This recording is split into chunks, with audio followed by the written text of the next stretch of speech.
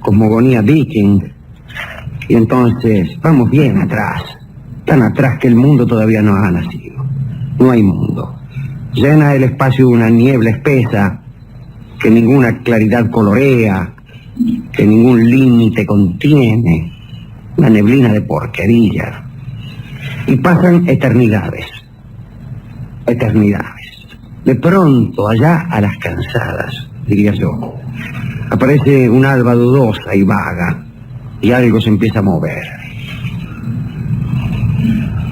Acaba de nacer espontáneamente el gigante Ymer.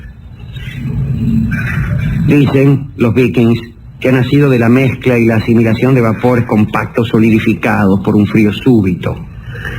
Me huele a interpolación posterior.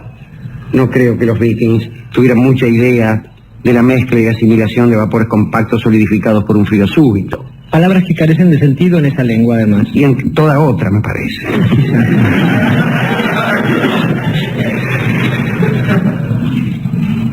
Nace el gigante Ymer. Y a Ymer le molesta su soledad. Adivina el secreto de su nacimiento, es decir, aquel que acabamos de revelar, el de solidificarse los vapores. Y entonces empieza a amontonar nieblas. Como él es hijo de la niebla, descubre que amontonando nieblas, acoplando nieblas, tal vez puede hacer nacer algún otro ser. Y empieza una especie de orgía de neblinas, de cópula de cerrazones.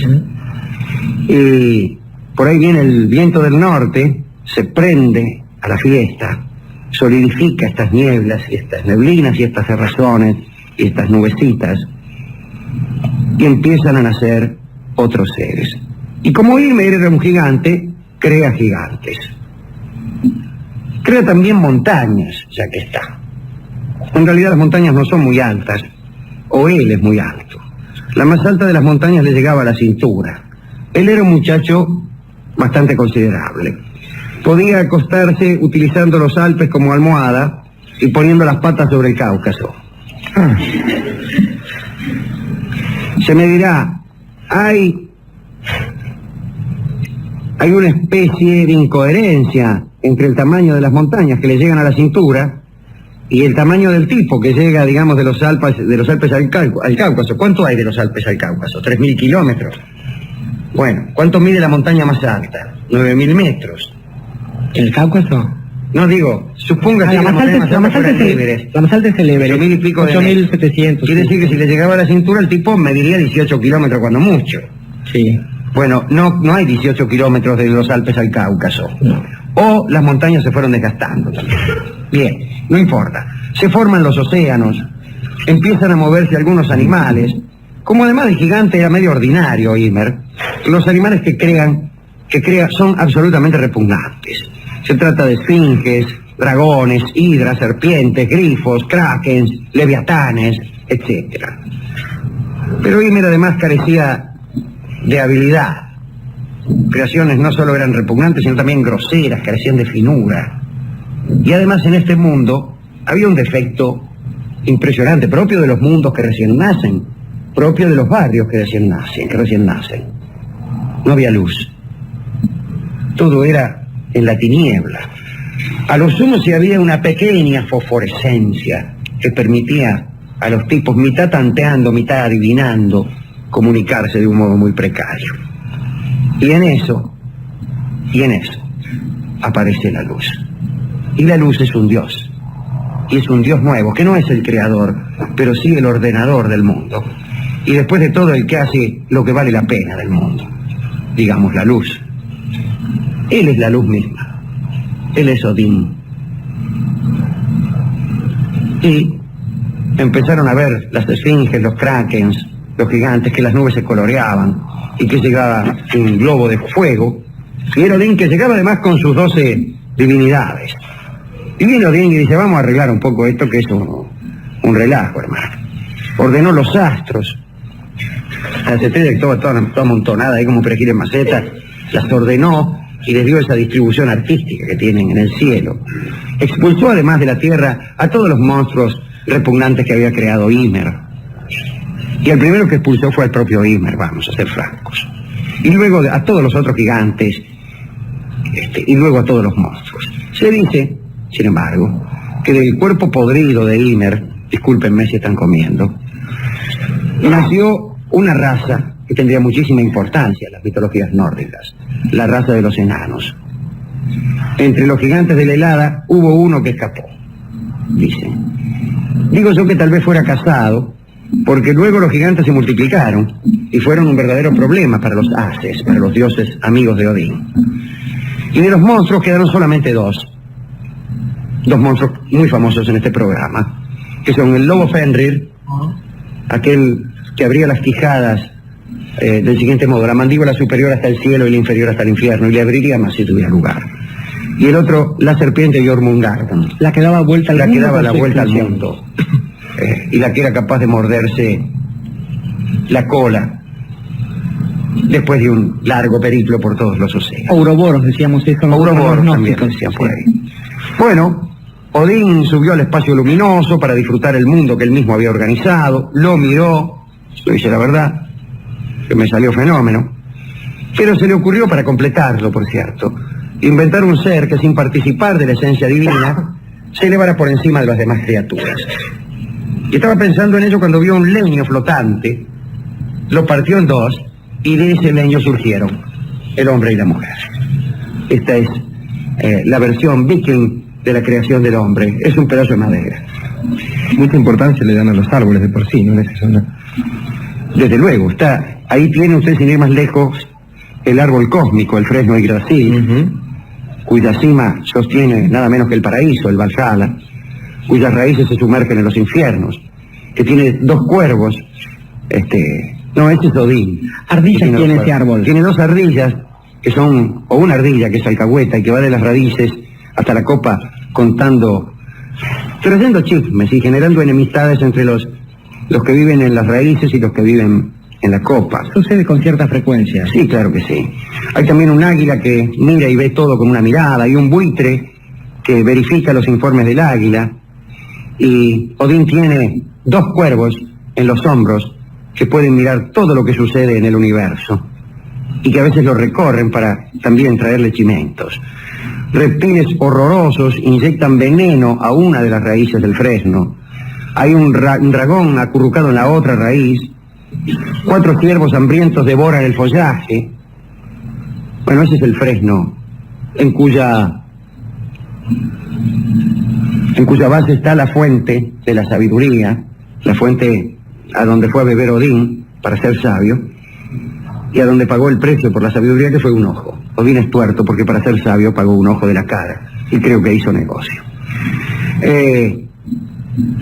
Hoy quiero hablar de uno de los atributos de Odín, que es la poesía. Paso por alto una cantidad de cosas poéticas que tiene el mismo Odín y sus amigos. Ahí lo tiene a Thor. Algún día hablaremos de Thor con su masa que anda, tiene una especie de masa Thor, pero anda sola la masa. No hace falta que él la guíe. Los guantes de Odín atraen el martillo. Y tiene un cinturón que es el cinturón del valor. Y tiene Odín un barco que puede, una vez usado, gigantesco barco, que tiene la particularidad de poder doblarse como un pañuelo y guardarse en este bolsillo. Que tiene un transatlántico, lo usó, se fue tranquilamente en un crucero, llega al puerto, lo dobla y se lo mete en el bolsillo y se va con el transatlántico. Eso se llama comodidad. Tiene un anillo que cada 9 días da otro anillo, esas cosas. Pero quiero contarles lo de la poesía. Parece que en los primeros tiempos de este mundo recién hecho, de este mundo fresquito del que estamos hablando, un sabio que había consagrado su vida al arte de realzar el pensamiento por medio de la expresión, de darle relieve por medio de la imagen, digamos a la poesía. Se llamaba Quasir, que es también de Yapa el que inventó las runas, esas letras milagrosas. Él era el único poseedor del don de la poesía, Quasir, el único que hacía poesía. Había 2 enanos malos que buscaban tesoros, como todos los enanos, que consideraron que de todos los tesoros que había por ahí, el más codiciable era el de la poesía. más codiciable que el oro, que las joyas, que las riquezas, era el don que tenía Quasir. Y entonces, por codicia nomás, mataron a Quasir. Y magos como eran, mezclaron la sangre del muerto con miel en dosis diferentes y la distribuyeron en 3 jarros. Y de esos 3 jarros salió el licor de la lógica, el de la elocuencia y el de la poesía. Ocultaron estos 3 frascos en una cueva, pero uno de los cuervos de Odín batió la cara. Uno de esos cuervos que Odín tiene y que recorren el universo para ver qué pasa, le vino con el chimento.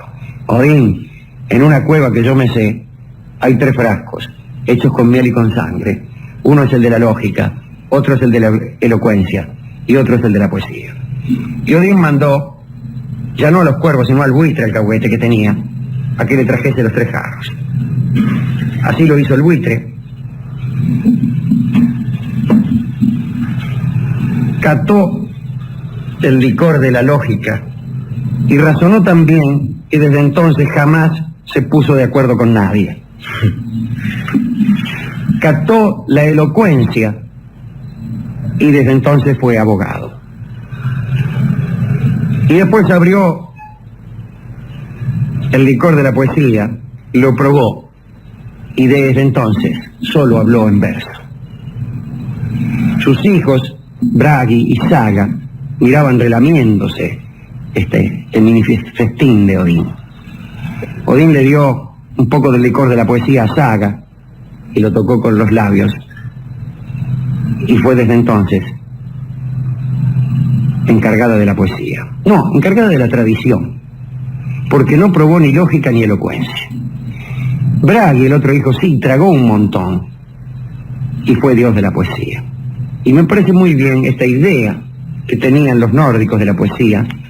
Primero, de la poesía como un tesoro más codiciable que cualquier otro. Segundo, de la poesía como una mezcla adecuada de miel y de sangre, de dulzura y de pasión, de dolor y de regodeo. La buena poesía siempre tiene algo sangriento, siempre tiene algo doloroso y pasional, y también tiene una gota de miel de belleza para endulzar eso. ¿A quién dedicar este recuerdo de un dios, de un pueblo, que siendo guerrero, siendo un pueblo conquistador y cruel, pese a eso consideraban la poesía como un tesoro más codiciable que el oro? Alejandro, usted ha hablado de esto y es menester en este punto pensar en otra fórmula. Usted ha hablado de esas combinaciones. Digo, la fórmula en la que pienso es aquella en la que hay una parte de ideas o de creación y otra parte de memoria. Esto es, en este programa suele recordarse a los poetas que trabajan sobre las ideas.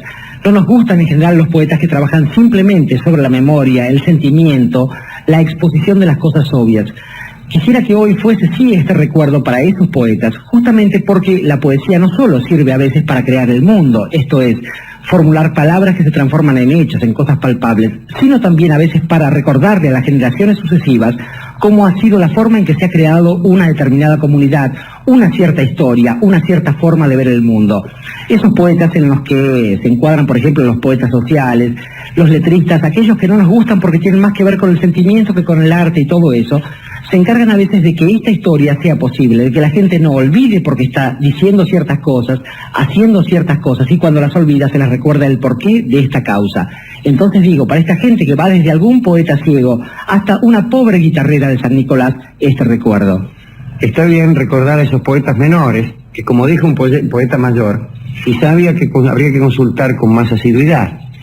Es posible que para entender mejor qué cosas somos los argentinos, haya que consultar no solo a los grandes poetas, sino también, dijo alguien, la colección del alma que canta. Entonces, para esos poetas menores y para una guitarrera de San Nicolás, que también sabía hacer llorar a las porteñas, canta Ignacio Corsini, dedicado a poetas pequeños, La guitarrera de San Nicolás.